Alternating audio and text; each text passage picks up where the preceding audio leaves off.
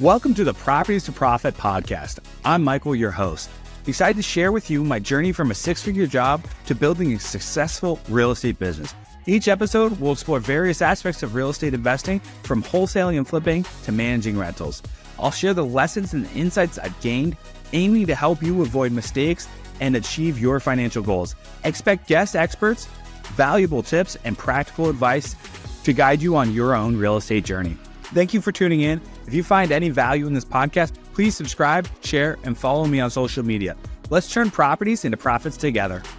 Today's episode of Real Estate Disruptors. So we have Michael Smith with Oasis Home Buyers. Michael flew in from Columbus, Ohio, to talk about how he did $700K in his first 6 months of wholesaling and kept it going. So guys, I'm on a mission to create 100 millionaires. The information on the show alone is enough to help you become a millionaire in the next 5 to 7 years. If you'll take consistent action, you'll become one. And guys, if you get value out of this show, please hit that subscribe button. Do not keep us a secret. That way we can all grow together. You ready? Yeah, let's go. All right. So first question is, what was your life like right before you got into real estate? Oh man, what was life like before I got into real estate? My real estate journey actually started in 2018. I had a landscaping business that I was trying to grow, and I brought in the wrong people to manage it. They had a whole bunch of experience, and they had just left their old landscaping jobs. And they found me. I didn't find them. Let's put it that way. And so was getting out of that endeavor, and it was a whole bunch of headaches. I actually had 2 or 3 lawsuits at that time too. And when you get first served with your first lawsuit, I thought my life was over. Yeah. Like really over. Like everything was falling apart. So I got it into real estate, just selling off some of my landscaping equipment, and my tax guy was like, "Hey, if you don't buy something, you're going to run into some issues." So I just bought it a couple apartments off the MLS, didn't do anything about it, just sat on them. Just bought a couple of apartments? Yeah, small stuff, like nothing big. 4-unit, and I bought 10 units in 2018. Okay. Didn't do anything about them. They weren't that sexy. They didn't really cash flow. Fast forward, I started a W-2 job selling new homes, learned how to sell a little bit better, make some good money. They were a $1 billion plus company. And then I So you became a realtor. I wasn't a realtor. I just builder rep. I'm Builder not rep. I don't like schooling. I don't like education. And So how does that work? So you work for the builder. Yep. What were you selling? New builds. So like you'd come into the model and have to go through the process, the discovery, find out what needs you needed, what price point, what your family needed. You didn't have to be a realtor to sell the new build? No, because they owned it. Interesting. I know you can do that in property management. Like you can work in an apartment complex without being licensed. I know you could work in a new build to sell new builds without being licensed. Yeah, I think it probably varies by the state, but in Ohio anyway, as long as you work for the company, you're okay. Okay. And they're building their own product from the ground up. Okay. All right. So did that. In the meantime, found you and Tony Javier pretty much at the same time, somewhere around 2019, 2020, started listening to you, heard you say what you just said at the end, every intro. I have a mission to make 100 millionaires. And I was like, that's going to be me. And then met Tony shortly after. I had, at this point, already bought several rental units. And leading up to it, I had found out about wholesaling. And I was like, I don't want to be a wholesaler, but I bet I can get better deals and learn to flip. All right. So that's where I went into it, hired Tony to get my TV ads up and running. And then August 17th, 21, my TV ads ran. And that was the last day I worked at my W-2 job. they fired me that day. August of 2021. Yep, 2021. Yep, August 17th was the day. Okay. So you got fired. I got fired. For what? I never got an explanation, but it was the day my TV ads ran. This is from the new build? Yeah, from the new build company. They fired you. They didn't tell you why. Like maybe they see the ad and rumor has it the market president saw the ad. Like I got fired. Like I had gone into work on my off day because this was August of 21. So like real estate had come to a halt in Columbus, Ohio. New builds in May. We had waiting list of 30, 40 people for every community. We were selling 150, 200% of quota, and we couldn't keep up with that. So we had massive waiting list. Come June 1st, as I'm sure you know, the waiting list just died and we didn't sell anything because interest rates started to go up and everyone panicked. So we didn't sell anything. At August 17th, I think we only had 4 sales for the month on a quota of over 50. So they needed to let someone go. And I think they saw my ad and they're like, hey, this guy's doing stuff on the side. We need to motivate the whole sales team. Because I was top 15 out of 150 reps too. Yeah. I- So I'm just trying to just picture the scenario. Were you Oasis home buyers? yeah. So what was your ad that like when they saw this TV? It's got a whole bunch of torn down houses. We buy houses cash, and I'm selling like I think my average price point was in the low 600,000. Like I've probably bought 3 or 4 houses since then that are above that price point, but it's not what I'm going after. Right. Yeah. So I mean, my ad runs on Judge Judy. I'm just trying to picture the scenario. Like they knew who you were. Yep. Everyone in the company knew who you were. Yeah. So when they saw the ad, there was no question. It's like, is that the Michael from? Like they just knew. Yeah. So it was fairly instant. Like by noon, you were out the door. So it was. I'm typing an email at 5:58. This is the end of the day, and it goes, "Your email password was changed 13 seconds ago." And I was like, "What are you talking about? I didn't do that." And then I hear a door shut, and I hear another door shut, and I look out, and there's the 2 sales managers, and they live like 45 minutes away. So the fact that they're on my end of town at 6:00, and my email, I was like, "Oh well, it was my last day." So you knew instantly. Yeah, I just closed my laptop, waited for them to come in. They're like, "Hey, can you deal with all your customers?" And I was like, "What? You're firing me. Yeah. Here's my laptop and key. Let's part ways. Yeah. Let's be friends." How long did you work there? It was just shy of 3 years. I started in middle of 2018. So 3 years, and you were a top rep. Yeah, I finished the year before at number 8 out of 150 reps. Gotcha. So how did you become good at selling? I mean, 8 out of 150, that's top 0.5%. Or top 5%. So what did you do to become good at sales? Man, so I worked at GNC and Complete Nutrition, which were supplement companies, and I was top rep number 1 at both of those. GNC only ranked you on a state level and a like territory level. So I took pride in being number 1 there. Complete Nutrition ranked you nationally. I was always number 1 there. I think I just have this drive. If I'm going to do something, I'm going to be the best at it. Like I quit sports in high school because I was like, I quickly learned that like I just didn't have the gift to go to the next level. So it's like, why continue this? So sales for me is I wanted out of my situation. Didn't know my dad. Grew up with my grandparents because my mom couldn't afford me, and I just knew sales could make me a lot of money. And not that money's everything, but I knew money could change my situation, and I wouldn't have to go through the things that I saw as a kid, and didn't want my future generations behind me to have to go through any of that. So you saw sales as a vehicle. Yep. How did you see sales to be your vehicle? Saw sales as a vehicle. Even at a young age, I realized that people could go into sales and could make a really good amount of money, and school wasn't for me. Which is funny because I spent a lot on education now. Like it was just Custom education. Yes, custom to me education. School had no custom education to me. It was do it this way, Right. do what I want, and be done with it. And I've never really been one to follow the mold. So I didn't do well in school at all.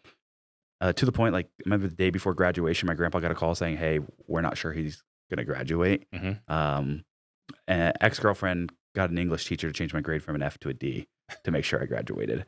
That's how close it was. Wow. So it's fascinating. So you knew from an early age that sales was a way out. Because for me, I never looked at sales as a way out, right? Like I looked at real estate as a way to escape my W-2, but I never looked at the sales component, right? So I looked more like real estate agent versus real estate sales professional.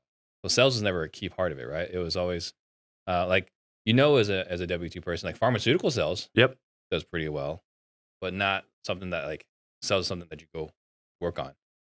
Yeah, so I had 2 people in my life that were grandparents' friends. One lived across the way, and this was like 2008. My grandpa had just lost his job, and he's moving to a much bigger house. And like when everyone else is freaking out about their houses, he's moving to a house like triple size. And he owned. I asked him, I was like, "Dude, how are you? Like, you just got a new BMW. You're going to like." At the time, if I had to guess, the houses were probably like 200. And he was going to a neighborhood that now the houses are 2 million plus. I'm like, "How are you doing this?" He's like, "Well, I own 800 apartments." And I was like, okay. So I'm like, what is that? That's gonna be 8th grade probably, so I'm 13-ish when that clicked for me. And then another gentleman, he was in sales his whole life, and his company gave him trips all the time, and he had the Escalade, like he had it all. but I don't think he ever got to enjoy life. He always had to work. So I kind of figured out at a young age, if I coupled sales, I could make a lot of money. And then if I took that money and plugged it into real estate, good things were happening. So I started my landscaping company because I knew I could sell it. I could sell the services and make money. And the whole idea was to plug that extra money into real estate. I just wasn't smart enough to figure out the business thing at 18 years old when I started that. You started landscaping at 18 years old. Yep. So you graduate high school, barely. Yeah. And you just start a landscaping business. Yeah. There's a lot of gumption. Yeah. I always knew I wanted to start a business. And I was out to dinner with my grandparents' friends, and they're like, you've been mulching lawns, shoveling driveways, mowing grass since you were probably 10 years old. Why don't you just go do that? And so they had a nice house in Muirfield, which is an upscale community not too far from where I was. They gave me their lawn, and then I just knocked on everyone's door, got everyone else's lawn in that cul-de-sac, and then just grew it to there. At one point, I think we had 150 yards we were mowing a week. And 2017, we did $2.9 million in sales 6 years into it, just bootstrapping it all. It's just funny to think about at 18 years old, you got 8 years of experience in landscaping. Yeah. So doing this as 10, Yeah. like this is not a normal, was the normal path to life. Yep. Right. You were hustling since you were 10. Probably earlier, because I remember like elementary school. It was, I think, BJ's Wholesale. We'd get these like, I don't know, 2 or 5 pound bag of mints, and I would sell those for $0.25. Like I'd get the whole bag from my grandparents for free, and I'd sell them for $0.25. I'd like come home with like $4 or $5. So I don't know when that started, but that was definitely in elementary school. So it was well before then. That I've been selling stuff. Trying to make a buck. It's curious because I remember reading Delivering Happiness. Have you read that one? I haven't, no. It was by Tony Hsieh, who founded Zappos. Okay. Right. He talked about how he was hustling as a kid. And as I'm reading the book. I have read this book. Yeah. And as I'm reading, I was like, this is like my life story. Yeah. Right? Yeah. Like hustling in elementary school, getting in trouble for selling things you're not supposed to be selling. Yep. Right. And so I'm always curious as like what drove it. So do you know, you were saying like, you didn't know your father. Yep. Your mom wasn't. Do you think that is what drove all this entrepreneurship? Most business owners waste their time and money on solutions that never fix the root problems. They'll address all the symptoms due to slow revenue, and because they're only fixing the consequences, the real problem stays hidden and the cycle of wasting time and money continues. It's like having a lingering headache that won't go away despite trying every over-the-counter medicine. When in reality, you should have just gone to the doctor and had them figure out exactly what was causing the headache. And that's what's so difficult about business. You can see and feel the symptoms and yet struggle to find it. Now imagine you can find a prescription that doesn't just mask the symptoms, but actually addresses the root cause. Where would your business be if you addressed that right now? That's what our sales event is about. Your marketing doesn't suck, your leads aren't bad, and your operations aren't terrible. It's that you haven't addressed what actually makes you money in wholesale, which is the conversations you have with homeowners. It's critical that you build trust with sellers, demonstrate that you fully understand their situation, know exactly what's keeping them up at night, and paint the ideal outcome that leads them to a better future by working with you. That's what it takes to get signed contracts and keep your business going. Simply put, at our event, you'll walk away with the framework, phrases, questions, documents, and process to close more sales and buy more houses. Join the hundreds of others who have come to our live event and dramatically grown their business. Our event is happening soon and is available for you to join only if you're willing to take the pill. I think probably what drove it is like growing up with my grandparents, they never planned to raise 2 more kids after their kids moved out. Being told no, I hated being told no when I'd go to the store. And so I was like, okay, I'll just go figure out the money myself. And so I did. I think that was probably the biggest thing is being told no. And I didn't like sitting still. And so I needed a way to conversate with people. And if you had something that they wanted, they would come talk to you. Oh, it makes a lot of sense. Because there's very few people that just shoot out of the gates in wholesaling, right? There's some that do. Yeah. But there's not a lot. But the ones that do tend to perhaps sizzle out or fizzle out. Like they don't, it's hard to sustain, right? It's really hard. Sustain consistent success. You started in 21, but in your first 6 months, you did almost $700,000 in revenue. Yeah. And since then, you've only continued to grow it. Yeah. We'll talk about the real estate component later on, but what do you think it is within you that's allowed you to start fast and keep going? Yeah. So when we started in 21, we started flipping. So that first August, I didn't do my first deal till September. So that it was fourth quarter technically is when I did all my real estate closings on the sales side for flips. I netted, it was 8 deals, $300,000 I netted. Mhm. And then which was what I was on track to make in my W-2. So that was my whole goals. When I got fired August 17th, I was like, I just lost a $300,000 job. What the hell am I going to do? Mhm. And so after all the expenses of marketing and buying the properties and selling the properties, I had $300,000 left over. Mhm. And then first half of 22, all I did was flip. And then when I saw my friends at the new builds running out of list again, I was like, oh man, I'm going to run into trouble. So July, we started wholesaling. And I think I was one of the first people that saw the market really shifting again in 22. And so I started wholesaling and didn't buy anything after June. So I wholesaled my first deal at July. I got really lucky. My first deal was a $75K assignment. We were going to flip that deal and it was going to be a $100K flip for us. But this buyer came out of nowhere and was like, hey, I'll give you X amount. I was like, what? This is like a full gut job. You're going to make 25. He was banking on what was happening previous spring when you sold stuff that you could sell it listed at $399. It would go for $450. He ended up losing like $40,000 on that job. I do feel a little bit bad for that because I had information that I didn't share with him. Hopefully he's not watching. Yeah.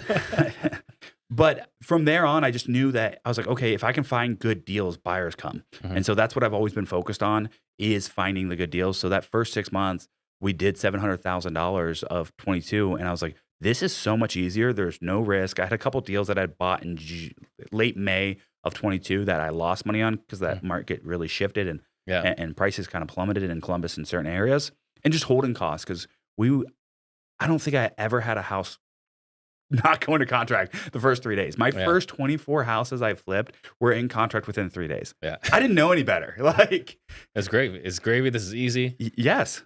So this whole time you're doing this, you're flipping while working at the new build. No, because I got fired. That's what started the flips is I had got fired in August of 21. I was like, how do I replace my $300,000 income? So I went to flipping right away. Got it. And then first half of 22, I realized the market was not going to be like this forever. I needed to change. Gotcha. And I was running out of cash too when you got 15 projects going. You become cash strapped very quickly. Yeah. And so I started wholesaling. And to answer your point, how did we get there so fast? Is I just knew marketing and sales. That's all I've ever known. I don't know how to lead people or manage people. Don't get me wrong, I'm learning. But I've always thought I was good at sales and marketing. And I knew if I could do that, lock up the deals cheaper, everything else would come my way. And so that's what really helped us that second half of 22 is we had the deal flow. We were one of the first people to go on TV. I mean, you've been in a long time. I don't think people started going on TV before. It was COVID when I think everyone went on. Yeah. And we were on one of the first ones in our market. So are you saying your first marketing channel was TV? First, I cold called a couple of people at my W-2 job. I had a list of 100 people that I cold called. And that's when I realized, wait, I don't have the time to do this. I'm making $300,000. Why am I cold calling? And then I had heard Tony, I don't know if he was on your podcast. He had to be on your podcast because you were like one of the only people I was listening to. And then I think he got on Tom Kroll's podcast. I think when Tom was on Wholesaling Inc.? Yeah, that one. Yeah. So I heard those two back to back. Those were the only two. I was like, screw it. I'm just going to sign up for it. Yeah. So I signed up for it. It was like 10, 15 grand. I don't remember. And then Tony got me on TV and I was like, I have a full-time job that I make a ton of money. I need hot people just calling me ready to close. That's literally what happened. Right. And so is that how it worked? Yeah. So right off the bat, you had easy leads. I would consider them easy leads. Okay. They're not as easy anymore, guys. So talk to me about that. So your first one that comes in, you're taking the call. Yeah, I'm taking the calls. So you're taking the calls and you're running the inbound call. You're booking the appointment. Yep. At this time, how many houses have you bought outside? Right, because like you bought the apartments. Yeah, so with a realtor. I'd never bought single family houses before I started on TV. Did you at least buy your own home? Yeah, I'd bought my own home. So at least you bought a house before for your primary. Yeah. But your first investment deal, you went on. You've never bought a home before. Yep. And you go in there. So talk to me about this experience. I think when I walked into this lady's house, the first one I closed, So I started in August. Didn't get that many calls the first 2 weeks. So I was a little bit nervous. We were spending, it was a 10K up front and then 10K ad spend for the first 3 months, what I did. So I didn't get my first appointment till September. And I go to this lady's house and she like idolized me. And I was like, what? And like, I just went with it. She did all the work for me. And I just presented the contract, price and everything worked. I had heard Brent Daniels once say, even if the price works, come in $5,000 lower, just so there's nothing there. And so I did that. We locked it up. We got that deal closed. And then they just started coming. Yeah. Like, I got really lucky because I was the first person in my market on TV. And you haven't talked about this. Not everyone has success on TV in Ohio. No, a lot of the big players have come and gone on TV. What would you attribute that to? I think one, I was the first one. I'm not saying being first is always the best. I think in most big corporations, being first is actually like the worst thing you can do. But I think for me, TV is a proven marketing channel. If you widen your lens and give it a long enough time frame. And two, I've never come off. I think a lot of the people on TV think you're going to have all these constant lead flow. There's weeks we don't get a call from TV. And so if you were always banking on that and you weren't following up with people, you'd be in trouble. But if like, for example, last month, our closed deals from TV was 1-to-1. Yeah. But you widen it out over 6 months, we're still 4.2 for every dollar spent. Right. Makes sense still. Yeah. So what would have happened if you didn't get fired from your job? I think about this all the time because I am someone, I kind of wish I didn't get fired for the one reason. That's the only sales job I've ever had where I didn't finish number one. And like, so I kind of want to go back. You're laughing, but like there's nights I don't sleep because really? Seriously, I've never been fired from a job that I wasn't the number one employee. And so you're saying you become number one and then you get fired? Yeah. That's what I need. I need to become number one. That's it. So let's talk about that. There needs to be number one. So it's the desire to win. Like, right. To be number one. Is this, you talked about you played sports. What sports did you play? I played everything. Football. I hadn't played football from like 6th grade. Last time I played was 6th grade. I played senior year of football, and then I didn't play at all high school. Lacrosse, basketball, wrestling. So I played them all. Lacrosse? Yeah. Is that big in Ohio? Huge in Ohio. Really? Yeah. I guess it's probably not very big out here. It's not very big. Or at least if it is, I'm not aware of it. You're not aware. Right? Yeah. So basketball, what did you play? Basketball, I was like a 3 or 4. I never played like past high school. So which sport were you the best at? Probably lacrosse. Like Lacrosse. I think lacrosse, if I would have not broke my ribs, I think I would have been a college athlete for lacrosse. Gotcha. So we're talking about, growing up, not having much. Yep. Seeing sales as a way out, being competitive. I mean, there's a bit of a trend here. Yeah. Right. This strong determination to win. Yeah. Has that ever come back to bite you? Oh yeah, definitely. Where has it come back to bite you? Now that I'm growing a company, it's to get to the levels I want to get to. I want to be the biggest wholesaler in Ohio. Hopefully we'll take that on this year. And then I want to got a few big names in Ohio. Definitely do. Okay. Friends with most of them. Yeah. And they know I'm coming after them. And then Midwest, and then I want to compete for like on the national level and take this as big as I can take it. So it's definitely bit me in the butt with managing people. Like I have this expectation that you should always be able to do what I can do. And I've never thought I was the smartest person in the room. I typically tell people I'm typically the dumbest person in the room, but I outwork everyone and I'm willing to do whatever it takes to win and keep going at like any cost. As far as like in the past landscaping industry, doing snow and stuff like that, I've been known to shovel for 48 hours straight, 72 hours straight, because no one else would do it. So I would just do it and then pay the guys to go run the trucks because like everyone will run a truck all day, but they won't go shovel all day. Right. So where it's kind of bit me in the butt is expecting people to have that same work ethic as me and expecting people to be able to figure out things as much as I have. I wasn't diagnosed with dyslexia till after high school, but I've been told that's a lot of my benefit. The fact that I graduated and passed English and Spanish classes and like couldn't figure out reading, and now I'm an avid reader, but I had to read so much to become good at reading. I remember like 3rd grade, my grandparents had like a real talk with me. They're like, if we don't figure out reading, like we're never getting past 3rd grade. Yeah. And so like every night they had to read to me and I'd have to read to them. And from there on, until recently, I've read probably a book a week. Yeah. And now it's trying to double down and just master one book a month. And that's different, reading Mhm. versus mastering. Yeah. And I learned you that know, this year. What was it? We had Max was on the show many, many years ago, right? Yeah. He talked about he had it. Was it Richard Branson, Mhm. right? Some of the most successful people have dyslexia. Yeah. Because you have to learn other skills, and you have to become not great at things, Yeah. so you can delegate effectively. And you have to have grit to get through like certain things that you Right. probably aren't going to be good at. So you mentioned that you're leading people. Mhm. So how is this being ultra competitive? How does it hurt you? Because I know you're saying like you realize these aren't people aren't wired like you, but how does that hurt you? Yeah, it's definitely hurt me in the fact of like I'm managing my sales team right now, and I'm just someone. If I do $150,000 in sales last month, I'm gonna go do 175 and 200. Most people, their thermostat gets hit here, and they just stop there, and they're being content, or they want to go up 1 or 2%. That really drives me crazy. I'm like, wait, you got an extra 3 leads you can close. Why aren't you taking advantage of that? Yeah. And you get that harsh tone, and because like that's who you would be. So I've had to come to the realization that now everyone's me and I'm not everyone else. And that's good. There's nothing wrong with that by any means. If everyone was like me, there'd never be employees, right? All right. And there'd probably be a lot of chaos in the world. No, that is very true. We're talking about, like leading people the way you want to be led, more or less, right? And it's something that we learned from Larry Hatch. I did a speaking last night at Chris Iman's event, and the guy pulled me aside. I was like, we're talking about the golden rule: treat others how you don't want to be treated. Yeah.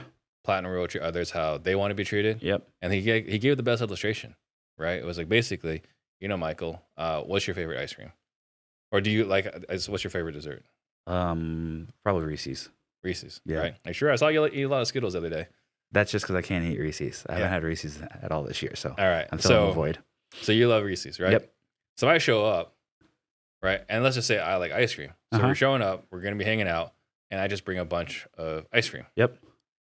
Am I doing this for Michael, or am I doing this for me? You're definitely doing it for Mr. Trang. I'm doing it for Mr. Trang. So that's not really helping you, right? So I got to figure out, what do you want? Yeah. And give you that. And that it took so long for me to understand to lead other people how they want to be led, because that's where I always let everyone else how I want it to be led. Yep. And that is not effective because we're resourceful. Yeah. And not everyone has the same level of resourcefulness. Totally agree. And that's what the journey I'm going through right now. Yeah.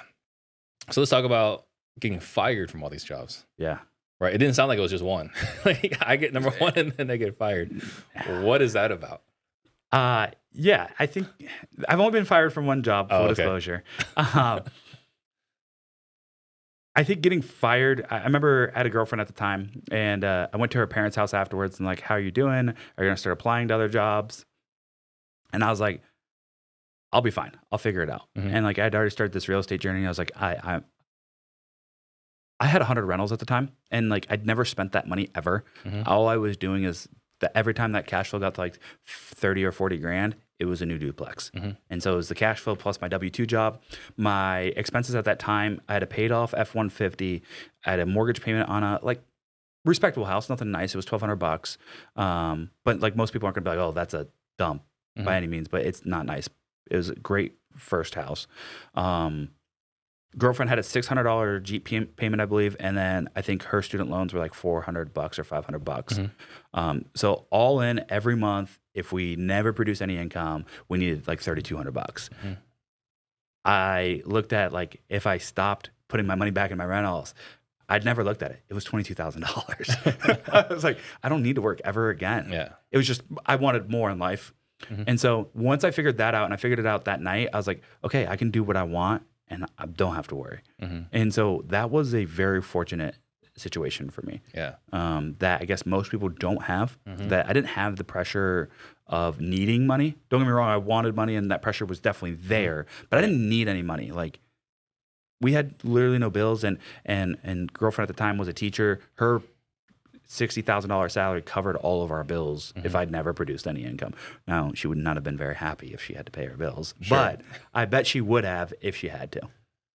How old were you at this time? 26. 26. Yeah, this is. So at 23 years old, you already have $20,000 a month. Well, no. I was 26 at that time. At that time? Yeah, I was 26. So at 26, you already had enough cash flow to not work the rest of your life. That's pretty remarkable. Yeah, no, I didn't realize how good I had it until like I got fired. So let's talk about how you got to that. I mean, forget like the 700 in the first 6 months. What the hell were you doing to get to the point where you get 20K a month cash flow? Because most people today, even listening, aren't at that level. Yeah, I think what it was is in 2018 when I started selling off, I'd been buying construction equipment. I started that business to get into real estate. So I'd been buying construction equipment, a new job. I plowed for FedEx. So I had some big accounts. And they'd be like, hey, you need to have this much equipment and a skid steer, a truck, the manpower for that cost like $250,000. So I was pretty young, so I could get loans on this stuff, but I'd still have to put 25, 30% down. I had pretty good connections. Being a salesperson, I could get discounts on trucks. I'd call around, find them. And so when I realized I'm not good at managing people, and that was the whole problem with my landscaping, I didn't know how to manage people, and I didn't know how to find people who could manage people. I was like, I'm done. I don't want to deal with all these headaches. Landscaping attracts some not so great people. Sorry for anyone in the landscaping industry. I just didn't want to be around them anymore. Yeah. And so I started selling that stuff off, and the CPA was like, dude, you're going to have a ton of capital gains here from all this equipment. Because I was actually selling some of this equipment for more than I paid for it. Yeah. Because I had like 8 or 9 pieces of like skid steers that were like $50,000, $60,000 each, and I could get them at 10 or 15% discounts because I was buying them in bulk. Well, then I could go sell them to individuals who were just getting started, and they would pay me what they could go get them for retail. So I was making money on these things, and so I was like, okay, I'll just buy an apartment complex. I've heard that's great. What's a skid steer? So you probably see them on the street when they're ripping up pavement. They got 4 wheels. They could turn on a dime, bucket up front. They're really good for pushing snow, loading mulch into trucks. Gotcha. That's what we used them for. Gotcha. Okay. And so you could, for all intents and purposes, at that time, wholesale skid steers. Yeah, definitely. Yeah. Which would have been a really good business to stay in because as prices just went up. Yeah. Like used equipment went up like 125% because of COVID, but didn't know it. So you sold all this equipment. I mean, how much cash were you sitting on after you sold all this equipment? Like $200,000. 200,000. And then you bought apartments. Yeah, I bought I think $1.8 million in apartments with that money. And then over time, you just kept. Yeah, I had a W-2. I was making $200,000 a year my first 2 years there. And so I just told you my bills were $3,000. We weren't spending any of that money. It was literally, I get a check for $25,000. Taxes would take their fair share. I'd have $18,000. I'd be like, cool, I can go buy a new duplex. Or I'd be like, I'm gonna wait till next month because I want a 6 unit or whatever the case might be. And so that's all I was doing. So you're buying real estate almost every month, if not every other month. Yeah. Yeah. And then I learned that I could buy the distressed ones on the MLS, not even at a discount, just what they were. And then I could realize, rents are like $700. If I go put $15,000 on a unit, I can raise them for 14. I can refi them. I had a really solid W-2. So when I got fired, I had 30 properties I was really getting ready to refinance, but I had 70 that were at 4% rates. Yeah. So like cash flow was amazing. Yeah. And rents were going up every year. It was crazy. So I was super fortunate for that. Yeah, definitely. So what are some of your biggest victories in this journey in from getting fired to where you are today in real estate? Depends how you define a victory, I think. Honestly, some of there's been a lot of ups and downs throughout that. You lost some key people, went through a breakup. So I think like a key victory that a lot of people don't talk about is just having the discipline to keep going, even when things aren't going in your direction. I've always had that discipline. I go to the gym to get in shape, but it's more important for me for mindset. So I think that's one big one.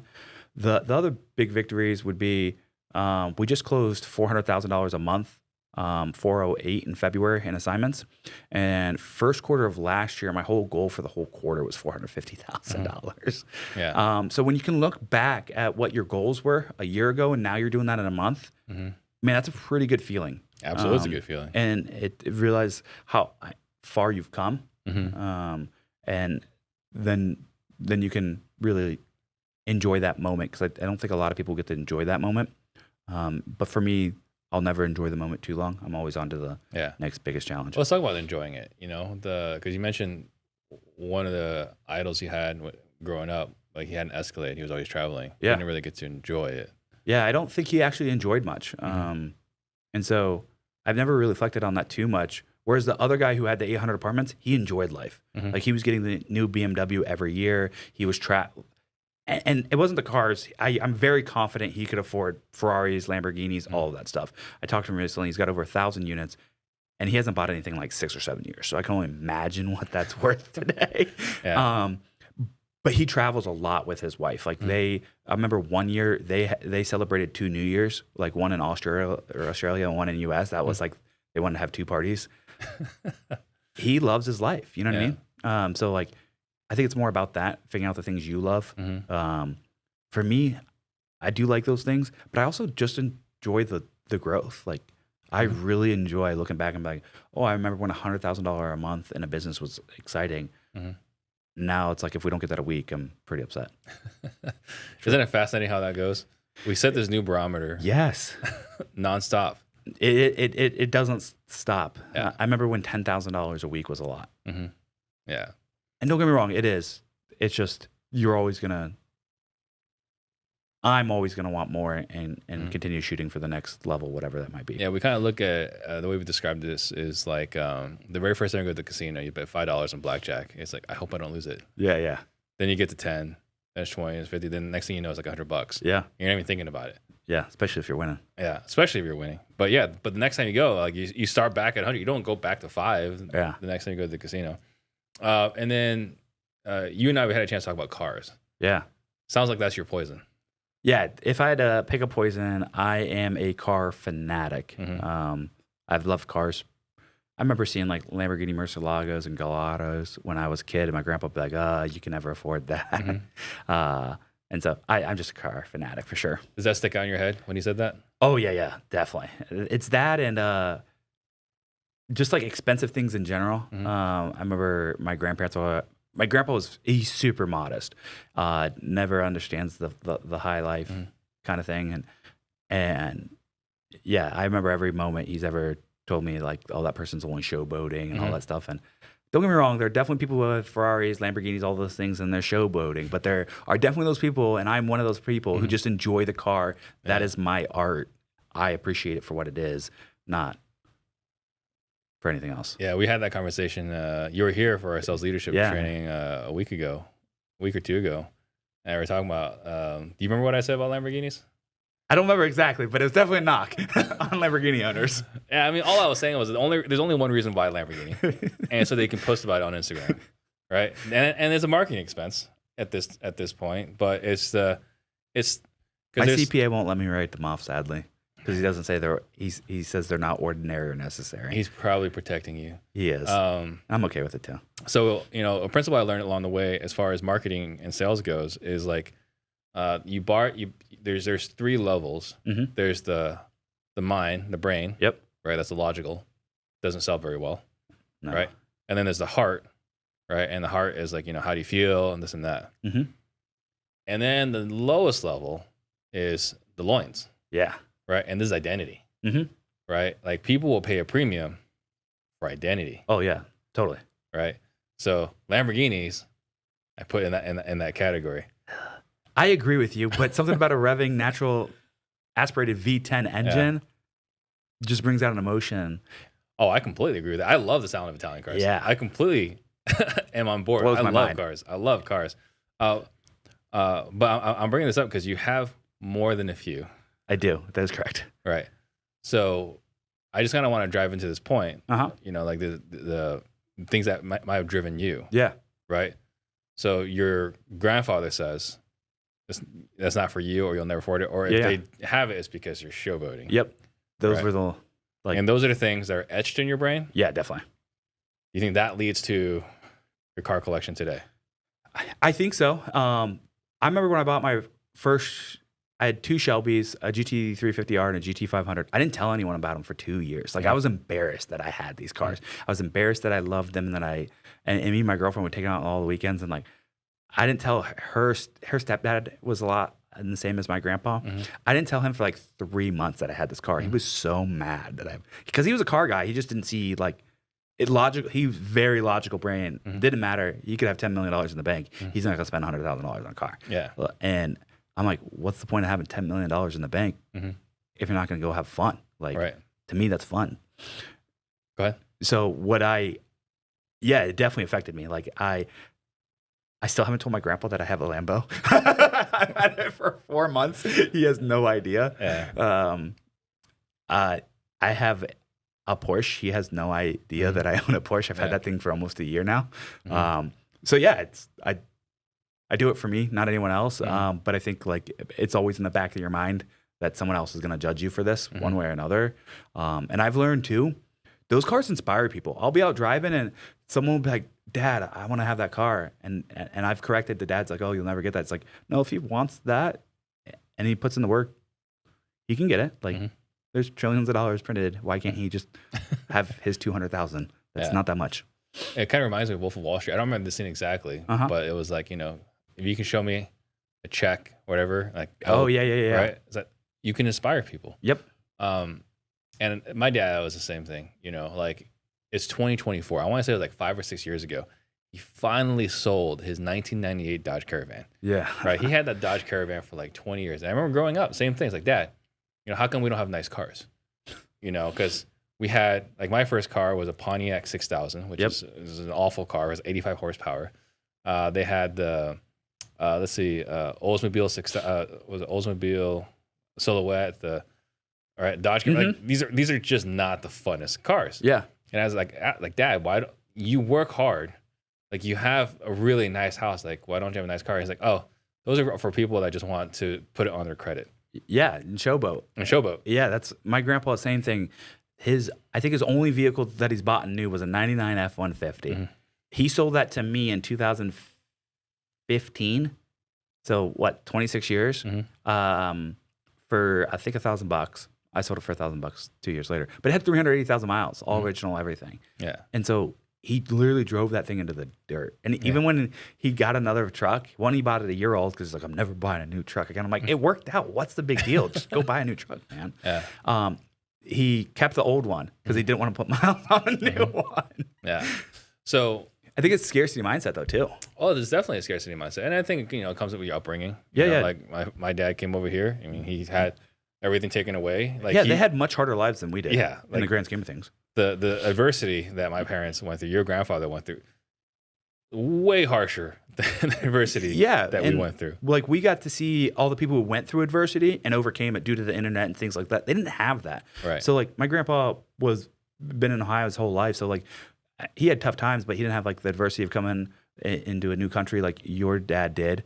But he definitely had adversity, and he never saw other people overcoming adversity. So they were always scared that like mobility was not as much of an option. Yeah. We can go look on the internet when there's a problem that we've run into. Oh, has anyone overcome this problem? Yeah. I mean, there's always people who don't overcome it as well. Sure. But you get to choose which side you want to focus on. But there's a roadmap you can follow. Yeah. Whereas my grandparents and your dad didn't have that. Yeah. There's just W-2. Yeah. Forever. Yeah. That's all they thought. Yeah. You spent countless weeks going back and forth with a homeowner only to lose a deal because the seller changed their mind, another wholesaler made an unreasonable offer, or what the seller needs from the sale, you just can't pay. Now imagine you've got the ultimate control on a property that you just locked up, meaning you're on title and every decision has to go through you, eliminating virtually every external threat. That's why the installment method was created. Through installment payments, you have full control of the property as your name is now on the title. Any decision the seller wants to make now has to be approved by you. No longer can they pull out equity, go with another buyer, or change their mind. Imagine combining the best of creative finance with the flexibility of marketing the property on the MLS to collect the most amount of revenue possible, all while having total control of the property. This is just the tip of the iceberg. The concept here is simple, but implementing is challenging. So visit wholesale2024.com to learn more so that you'll never have another deal blow up. So one of my pet peeves is when someone says you shouldn't spend money on cars until you have X. Yeah. You want to speak on that? Oh, well, I'm assuming it's going to talk about X amount of real estate. X amount of real estate, X amount of income, X amount of dollars in the bank account, all these things, right? Like, they judge you on buying cars, but they'll never judge you on the house or the vacations or anything else or the watches. Yeah, that's what I do. I'm going through it right now in my child support. They're like, why do you have all these cars? Because my tax return doesn't show I'm actually making any money, as I'm sure it doesn't shock you.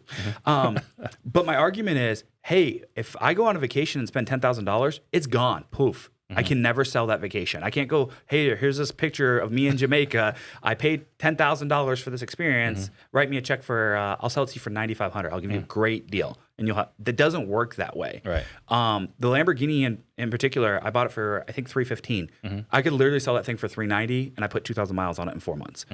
You can't. And that's a ton of fun to me. Like, that gives me more fun than a trip to Jamaica ever will, personally. I get it. It's not for everyone. May not be for you. That's okay. But my argument is, I could set, as long as I can always afford the payments on that thing, and I put 50% down, I can sell it and be out of it. If I go on a vacation, I can't ever sell that and get that money back ever. Yeah. And a lot of people are paying for vacations credit cards, by the way. They won't tell you that. They won't tell you that. Yeah. So that's my argument. Is like, I've always bought cars that are last year editions. Even in an American ones, like my GT350R, what did I buy that for? MSRP, I think, was 72. That's what I paid for it. I have dealers wanting it at 100, 110. And I've had a ton. I know it has like 4,000 miles. I've had 4,000 miles, what I say, on that car. And the fact that I could sell it and make 30 grand if I wanted to is insane. I couldn't go spend 100 grand on vacations or 70 and sell them for 100. You know what I mean? So, like, that's my argument with it. I think in today's world, cars move so fast. I'm not saying, like, if you're only making $10,000 a month, go get a $3,000 car payment. I'm not saying that by any means. But know thyself. Like, I know I'm someone that if you hammered me with a $200 or $200,000 fine tomorrow, like, and I was like, oh, I deserve this. I'm going to figure out how to pay that off even if I don't have the money. And for me, it'd have to be like a 7-figure. But if I got a 7-figure problem show up tomorrow, I know I can figure it out. Yeah. And so I know myself, like, if I had the option, I'm not really into really any cars higher than a Lamborghini or Ferrari. Actually, there's a Ferrari I want. It's an $800,000 car. I probably shouldn't buy a $800,000 car seeing that I just bought a $300,000 car. Like, could I qualify for it? Could I afford it? Yes. But if I did that, it's because I know I'm going to go work so much harder to triple the amount of money that I currently make already. So that's the only reason I would personally do it. Not everyone looks at it that way. What kind of Ferrari is this? It's an 812 GTS. So it's last year of the V12s, potentially last year of naturally aspirated, and it's a drop top, which is really rare in V12 Ferraris. Guess I'll have to check that out. It's pretty badass. I mean, I've always been a fan of the 360 Spiders. I mean, now they're 450s and whatever, but like, just high school age, college age. Yeah, they were sick. That was my thing, right? I got my eyes on a 488 GTB or 488 Pista Spider. So like the reason why I bring this up is that your poison is cars. Yep. My poison, cars, right? And it's always irritated me when these people go and grandstand and talk about like, you shouldn't spend this money on cars, but you should do this and this and this. Is like, why are you projecting your values on me? Like, you go get your nice watch. You go get your big house. You go take 4 vacations a year with your family. Like, go do what you gotta do. Yeah. But leave me and my cars alone. No, I totally get that. I get that hounded all the time. I get told, don't go work. I'm like, I like work. Like, go enjoy yourself. Go golf. I'm like, I don't like golf nearly as much as I like work. I don't like golf nearly as much as I like driving a car. Yeah. So I totally agree. I think us car people get a lot of slack when we shouldn't. Yeah. It's like we're doing drugs or something. It's like, just, you would think it was the worst thing ever. Just back off. Thank you for listening to the Properties for Profit podcast. I hope you found today's episode valuable. If you enjoy the show, please subscribe and share it with others who might benefit. Follow me on social media for more updates and tips. Until next time, keep turning properties into profits.